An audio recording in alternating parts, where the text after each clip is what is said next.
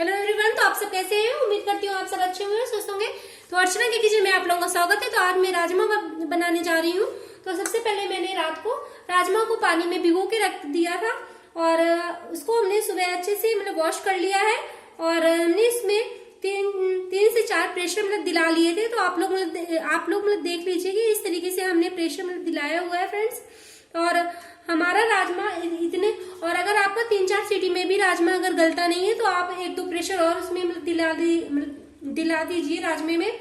और इस तरीके से आपका राजमा गला हुआ होना चाहिए फ्रेंड्स। तो इस तरीके से होना चाहिए।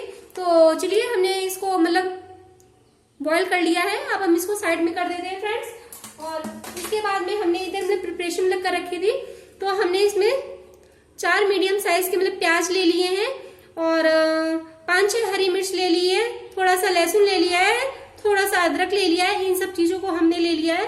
और चलिए अब हम इसको ग्राइंड कर लेते हैं। और इधर हम टमाटर, जो हमारे टमाटर हैं, इनको हम सबसे आखिरी में इसी जार में ग्राइंड कर लेंगे। तो चलिए अब हम इसको ग्राइंड कर लेते हैं फ्रेंड्स। तो चलिए अब हम इसको चेक कर लेते हैं। तो हमने ये पीस लिया है, अच्छे से ग्राइंड हो गया, आप लोग देख लीजिए। और अब हम कुकर को चढ़ा देते हैं गैस पे। तो कुकर हम चढ़ा देते हैं और कुकर जब हमारा थोड़ा गर्म हो जाएगा तो उसके बाद में हम ऑयल इसमें डालेंगे।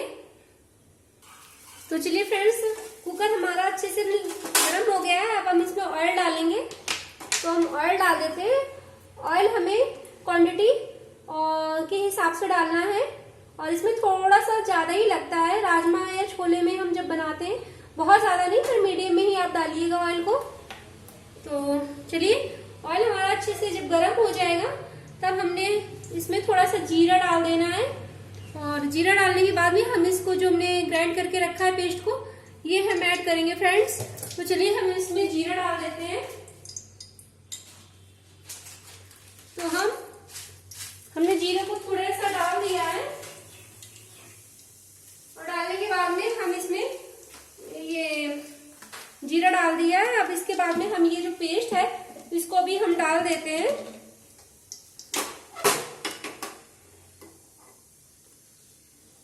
तो चलिए, और इसी में हम क्या करते हैं, हल्दी है, हरा धनिया, हल्दी है, पिसा हुआ धनिया है और भाजी मसाला, इन सबको और साथ में हम ऐड कर देते हैं ताकि जो हमारे मसाले हैं वो इसमें अच्छे से एब्जॉर्ब हो जाए।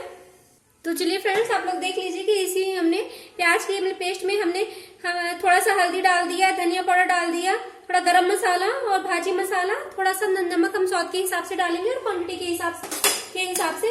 अब हम इसको इसी में ही अच्छे से मिक्स कर लेते हैं फ्रेंड्स।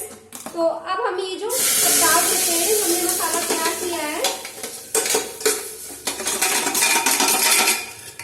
बस एक चीज का आप लोग ध्यान रखिएगा, जो आप राजमा जब भी आपको बनाने हो तो रात में सोने से पहले इसको पानी में भिगा के रख दीजिए ताकि जो आपके राजमे हैं अच्छे से भीग जाए।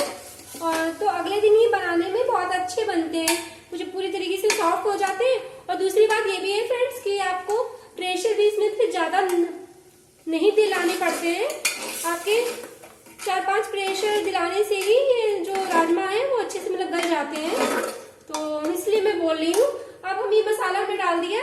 अब हम इसको अच्छे से भुनने देते हैं। जब ये अच्छे से हमारा मसाला से खुशबू आने लगेगी तब उसके बाद में हम टमाटर को ऐड करेंगे। तो चलिए हम टमाटर को काट लेते हैं। तो फ्रेंड्स, हम टमाटर को काट के पीस लेते हैं। तो चलिए फ्रेंड्स, इसको चेक कर लेते हैं। तो हमने ये टमाटर की पेस्ट को पीस लिया है। तो और अब हम इसको चेक करते हैं कि हमारा मसाला अच्छे से फ्राई हुआ है कि नहीं। तो मसाला अच्छे से फ्राई हो गया है फ्रेंड्स, देख लीजिए आप लोग भी, मसाला अच्छे से फ्राई हो गया।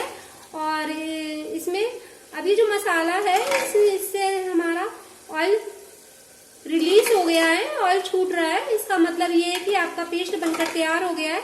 अब हम इसको साथ में ही टमाटर को ऐड कर देते हैं ताकि ये भी, हमारे जो टमाटर है ये भी अच्छे से फ्राई हो जाए। तो चलिए हम इसको ऐड कर देते हैं। अब इसको भी एक बार अच्छे से चला दें।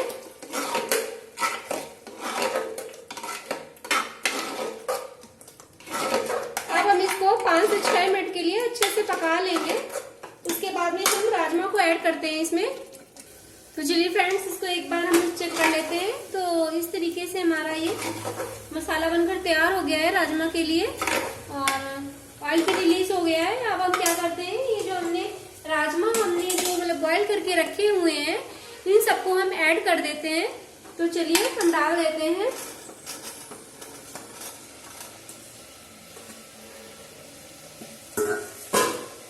और एक बार अच्छे से हम इसको चला देते हैं।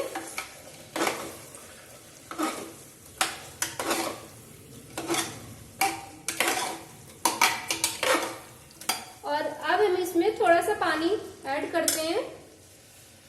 तो चलिए फ्रेंड्स, हम इसमें पानी ऐड कर देते हैं, और पानी हमें जरूरत के हिसाब से डालना है, ना बहुत ज्यादा हो ना बहुत कम हो।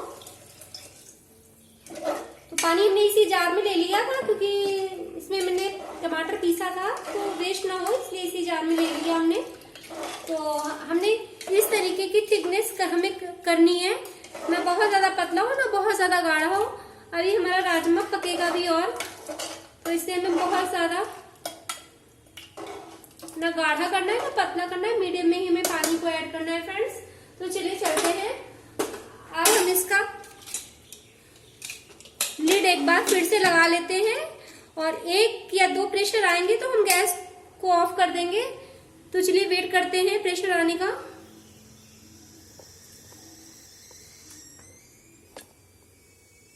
तो चलिए फ्रेंड्स, हम राजमा को हम चेक कर लेते हैं।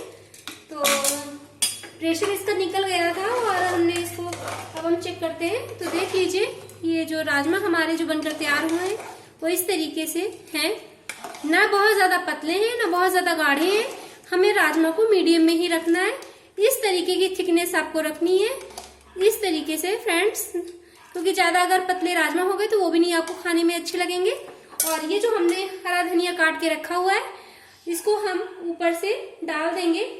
तो चलिए अब हम इसको इसमें निकाल लेते हैं और एक बार चेक कर लेते हैं फ्रेंड्स।